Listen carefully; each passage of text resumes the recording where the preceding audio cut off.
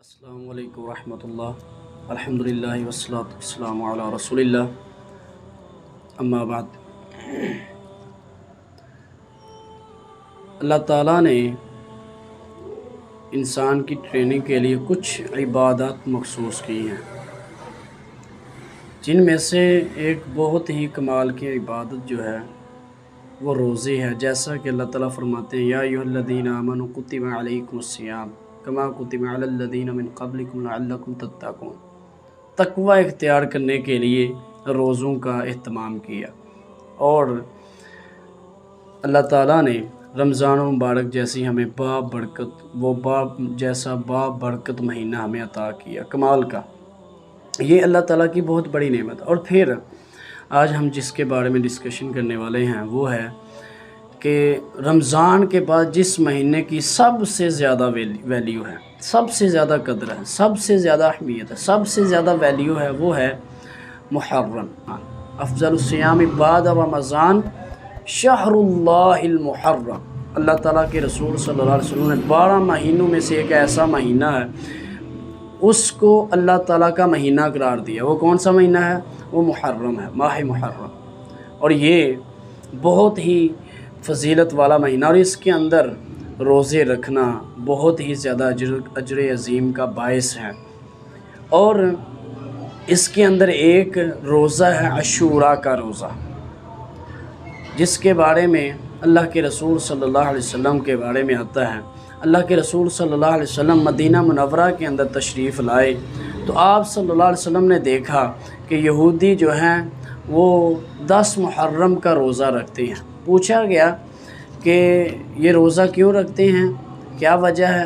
تو بتایا گیا کہ اللہ کے رسول صلی اللہ علیہ وسلم اس مہینے کے اندر یہ جو 10 محرم کا دن ہے، اس دن جناب موسیٰ علیہ السلام کو اللہ تعالیٰ نے فرعون سے نجات دلائی تھی، تو اس شکرانے کے اندر جناب موسیٰ علیہ السلام نے یوم عاشوراء کا روزہ رکھا تھا۔ تو یہودی اس چیز کو اپناتے ہیں، اس چیز کا روزہ رکھتے ہیں۔ تو پھر اللہ کے رسول صلی اللہ علیہ وسلم فرماتے ہیں کہ میرا زیادہ حق ہے، کیونکہ موسیٰ علیہ السلام میرے بھائی ہیں، تو میرا زیادہ حق ہے کہ میں اس کا روزہ رکھوں۔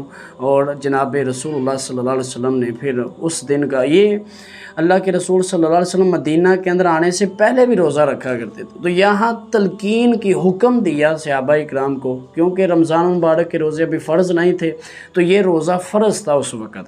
تو پھر جب رمضان المبارک کے روزے فرض ہوئے تو پھر اللہ تعالیٰ نے قرآن کریم کے اندر فرمایا یا ایھا الذین آمنوا کتب علیکم الصیام۔ روزے جب فرض ہوئے تو پھر اللہ کے رسول صلی اللہ علیہ وسلم نے اس روزے کو نفلی روزہ قرار دیا۔ اور پھر آپ کو یہ بھی بتاتا جاؤں کہ اس روزے کا اجر و ثواب کتنا ہے۔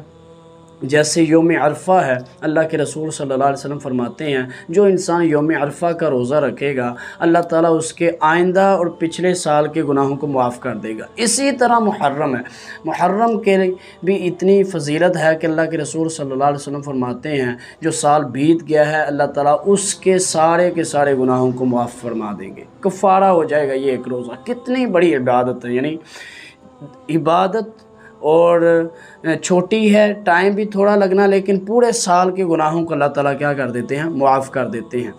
اور اب اس کا اہتمام ہمیں کرنا چاہیے۔ پھر سیدنا ربیہ رضی اللہ تعالیٰ فرماتے ہیں کہ ہمارے بچے بھی اس دن کا روزہ رکھا کرتے تھے۔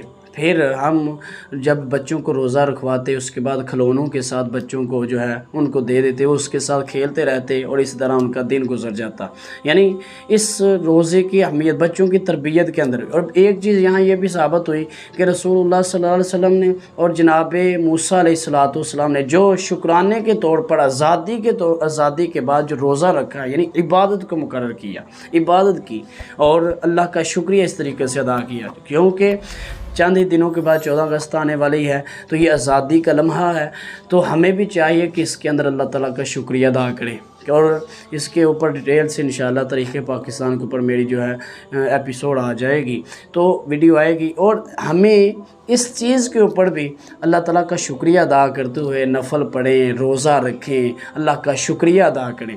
اور اللہ کے رسول صلی اللہ علیہ وسلم کو سیدنا عبداللہ بن عباس رضی اللہ عنہ فرماتے ہیں اللہ کے وسلم آپ نے تو یہودیوں کی مخالفت کرنے کا ہمیں کہا ہے کہ یہودیوں کی مخالفت کرے، تو یہودی 10 محرم کا روزہ رکھتے ہیں۔ سیدنا عبداللہ بن عباس رضی اللہ عنہ سے روایت ہے کہ اللہ کے رسول صلی اللہ علیہ وسلم نے فرمایا لَإِن بَقِيتُ إِلَىٰ قَابِلٍ، اگر میں زندہ رہا آئندہ سال، یعنی آئندہ سال میری بقا ہوئی، میں زندہ رہا، تو پھر لَأَصُومَنَّ التَّاسِعَ، میں جو 9 محرم ہے اس کا بھی روزہ رکھوں گا۔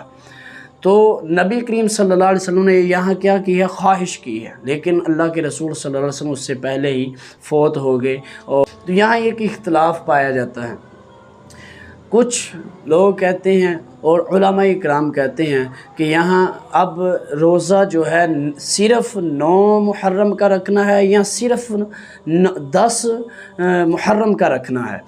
تو یہاں ایک چیز یہ واضح کر دوں کہ اللہ کے رسول صلی اللہ علیہ وسلم نے چونکہ 10 محرم کا روزہ رکھا ہے، عاشوراء کا روزہ رکھا ہے، تو خواہش کی ہے کہ میں 9 کا روزہ جو ہے رکھوں گا۔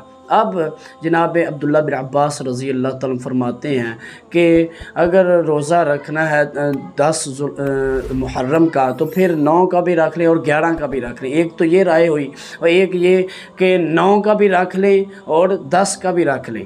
اور جو ہے نبی کریم صلی اللہ علیہ، ایک چیز یہاں یہ واضح کر دوں، کیونکہ نبی کریم صلی اللہ علیہ وسلم نے جب بیت اللہ چینج نہیں ہوا تھا تو ایک خواہش کیا تھی کہ میرا رخ جو ہے چینج ہوئے، بیت اللہ کی طرف ہو جائے۔ تو یہ اللہ کے رسول صلی اللہ علیہ وسلم کا جو رخ ہے یہ اللہ تعالیٰ نے مدینہ منورہ کے اندر آ کر چینج کیا تھا۔ خواہش پوری ہوئی، عملی یعنی پریکٹیکل ہمارے سامنے آ گیا۔ تو یہاں نبی کریم صلی اللہ علیہ وسلم کا پریکٹیکل نہیں ہے، اگر 10 ذوالحجہ کا 10 محرم کا روزہ رکھیں تو یہ جو ہے زیادہ بیسٹ رہے گا۔